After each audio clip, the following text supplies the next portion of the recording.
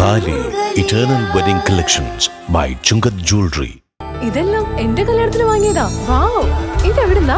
MV Chacko golden diamonds Angamaly. Kalady ഗ്രാമപഞ്ചായത്തിന്റെ നേതൃത്വത്തിൽ നടത്തിയ മാണിക്യമംഗലം തുറ കാർണിവൽ സമാപിച്ചു. സാംസ്കാരിക സമ്മേളനം റോജിയൻ ജോൺ MLA ഉദ്ഘാടനം ചെയ്തു.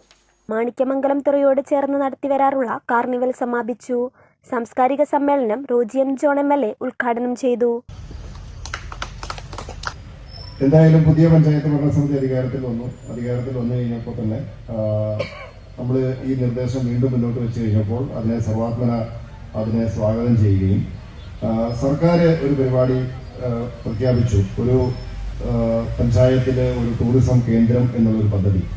അപ്പോൾ അതിൻ്റെ ഭാഗമായിട്ടാണ് ഇവിടെ ശ്രീ ഷൈജൻ തോട്ടപ്പള്ളി സൂചിപ്പിച്ചതുപോലെ MLA ഫണ്ടും ടൂറിസം വകുപ്പിൻ്റെ ഫണ്ടും പഞ്ചായത്തിൻ്റെ ഫണ്ടും ഒക്കെ സംയോജിപ്പിച്ചുകൊണ്ട് ഒരു സമഗ്രമായ പദ്ധതി ഉണ്ടാക്കി 1,08,00,000 രൂപയുടെ പദ്ധതി തയ്യാറാക്കി അത് നമുക്ക് സംസ്ഥാന സർക്കാരിന്റെ ഭരണാനുമതി ലഭിച്ചിട്ടുണ്ട് എന്നുള്ളത് വളരെ സന്തോഷകരമായിട്ടുള്ളൊരു കാര്യമാണ്. ഗ്രാമപഞ്ചായത്ത് പ്രസിഡന്റ് ഷൈജൻ തോട്ടപ്പള്ളി അധ്യക്ഷത വഹിച്ചു.